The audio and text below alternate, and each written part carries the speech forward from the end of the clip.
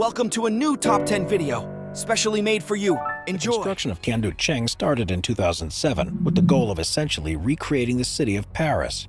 Everything was carefully curated, including the period-correct architecture, and there's even a 354-foot tall Eiffel Tower in the middle of the city square, a replica of the famous fountain from the Luxembourg Gardens, and even a French-themed amusement park. Tianducheng would deliver every bit of European taste and culture without citizens having to leave China. The city was built to accommodate more than 10,000 residents, but as of today, it hasn't even come close to hitting that mark. The city is generally abandoned, although it's still home to about 2,000 people, all of whom allegedly work at the aforementioned theme park. But why didn't people flock to this French-themed city? Well, it all came down to poor planning. Tianducheng is built in the middle of a rural area without an easy way for people to get there. It's all but cut off from the bustling metropolitan areas. The only visitors to this place these days are the occasional newly wedded Francophiles and tourists looking for ironic attractions.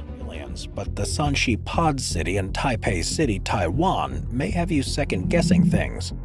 Construction on these UFO-style homes began in 1978, in the hopes that this would become a seaside holiday resort, not only for the rich Taiwanese but for U.S. military officers as well. And while the design may be strange by today's standards, this UFO style was cutting edge in the 1970s. The plans were in place for this city to live up to everyone's expectations, but it only took 2 years for this place to be all but abandoned. Unlike so many other cities we've seen so far, this wasn't home to a depleted mine or the site of a war. The Shanxi Pod City is home to some really weird events, like multiple constructions inexplicably ending their own lives, various car crashes, and allegedly a slew of hauntings. It was bad juju all around, with many people believing that it was over a Dutch graveyard whose residents weren't too happy with their final resting place being disturbed. Others believed that a cursed ornament broke and the spirit wreaked havoc. But the most likely story behind the abandonment of the Shanxi Pod City was simply too high of a price tag, too much money and not enough people willing to spend it. The city of Pyramiden. This old abandoned city was a mining village in its heyday, sitting on an island that's only accessible by either sea or snowmobile.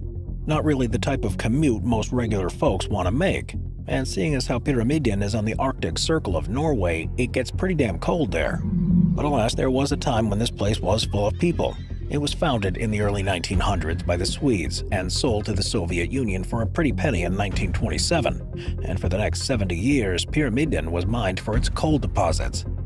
It offered a great opportunity to earn an honest living, and so tall apartment blocks and public buildings went up for the workers, all of which are placed to form a circle with a statue of Vladimir Lenin smack in the middle, giving off a serious 1984 Big Brother vibe. But the once bustling city shut down in 1990 because no more coal means no more work, and no more work means no more people, plain and simple. All of the residents left just before Y2K and gave up their homes to the birds, seals, and even the occasional polar bear. China's Ordos City was an entire city built in the early 2000s to hold just over 1 million residents. But if you were to drive down the streets tonight, instead of seeing a bright and sprawling cityscape, you'd be greeted with utter darkness, because in the nearly 2 decades Ordos City has existed, it houses just 1/10 of the intended population. Needless to say, the project undertaken by the Chinese government was a complete and abysmal failure that cost them more than $1 billion to construct. The city spans 137 miles of dead quiet space, with many visitors saying that it feels like a post-apocalyptic city. Condo complexes and high-rises go on for as far as the eye can see, and there are still plenty of buildings that they started to build but just gave up on halfway through the process. Being in a country with nearly 1.5 billion people, Ordos City may be one of the few places you can come to for some peace and quiet though, as long as you don't mind being the only person for miles and miles in an urban environment. The Green Village, the village of Hutuwan, looks like China's response to the Shire, but in reality it's a long-abandoned town. About 40 miles outside of Shanghai, Hutuwan was once home to over 2,000 fishermen and their families. But the residents started to leave in droves in 1990. Sadly, they were no longer able to meet the needs of the booming fish industry in China, so they decided to migrate to the mainland to find, hopefully, more suitable and lucrative employment. Unfortunately, this is a common occurrence in some of the country's smaller villages. By 1994, just about everyone was gone, and that's when Mother Nature began to take over. Gorgeous, lush greenery absolutely took over to the point where you can't even see the materials of the homes underneath because the foliage is so dense. But for the select few villagers who did stay, they've been able to turn over a new leaf, pun intended, because the Hutawan village is now a huge tourist attraction. And it is easy to see why. The greenery goes on as far as the eye can see. You won't find a town like this anywhere else. Japan's Hashima Island was once the most densely populated place on Earth, but now, seeing as how it's on this list, it's totally abandoned, home only to the seabirds who come to roost there.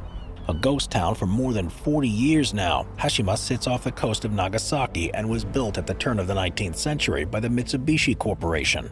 Japan had only opened its doors to outsiders in the 1840s, which allowed for all sorts of foreign trade, inspiration, and innovation, and the Mitsubishi Corporation wanted to be a part of it.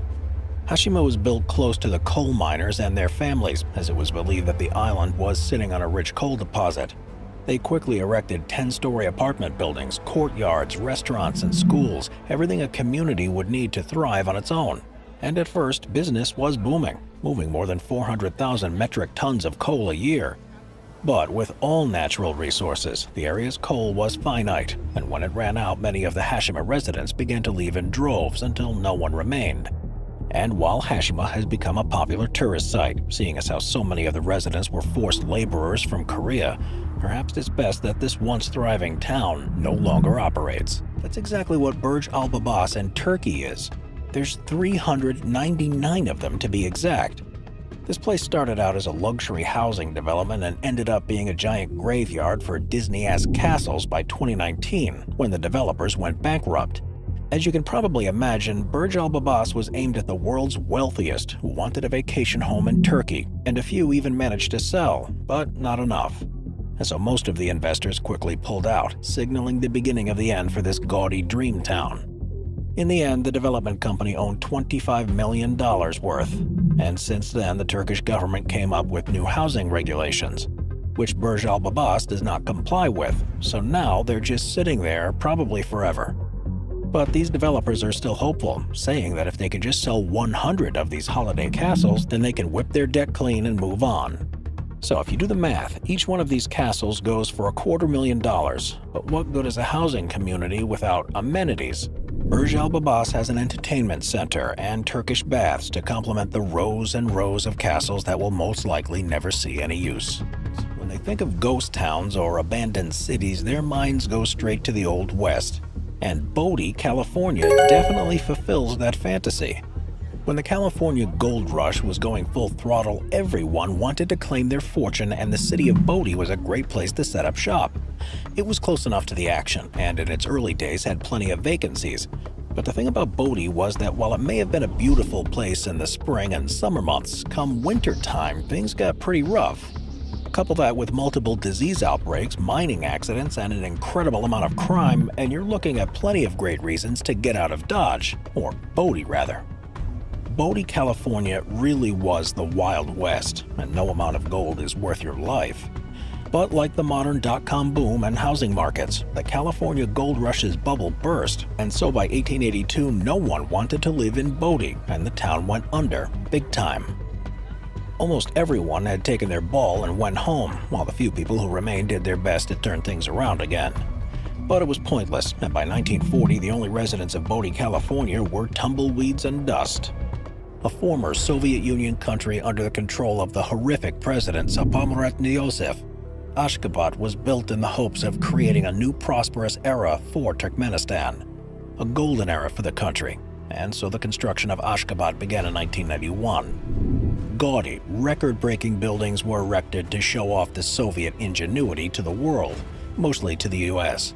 And in the end, 543 buildings were all made of luxury materials, and the newfound city was even home to the world's largest Ferris wheel. Meanwhile, though, in the rest of the country, life expectancy was at an all-time low. Today, Ashgabat was referred to as the City of the Dead because it appears to be so empty. The majority of residents live just outside city limits, and much of the city has no access to electricity or clean water. It's a very strange city that's mostly made of marble, but the fancy facade hides many dark secrets, and while it may be open to tourists, most of them will leave with a bad taste in their mouth. Georgia once housed 40,000 people. But if you go now, you'll see just a fraction of that number, as most people there are tourists coming to catch a glimpse of another abandoned city. Akamara was also a big mining town, but as the 1900s roared on and the new millennium began to rear its head, coal became less and less important. New technologies developed that gave us faster and better fuel sources at a fraction of the price. More and more mining communities were shutting down. But Akamara was also the victim of the siege of Karacelli in 1992. And as they were completely cut off from supplies, the town's basic necessities needed to be helicoptered in for 400 days. This was the beginning of the end here. Most of the buildings still remain, only with just a few residents each, and many of them look as though they're all ready to fall at any moment, because the infrastructure has been neglected for decades. There were rumors circulating in the country that this place could become a resort town, but the odds of that happening and getting the money are slim to none. Thanks for watching. Would you like to help us grow our channel? Like the video and subscribe. Cheerio!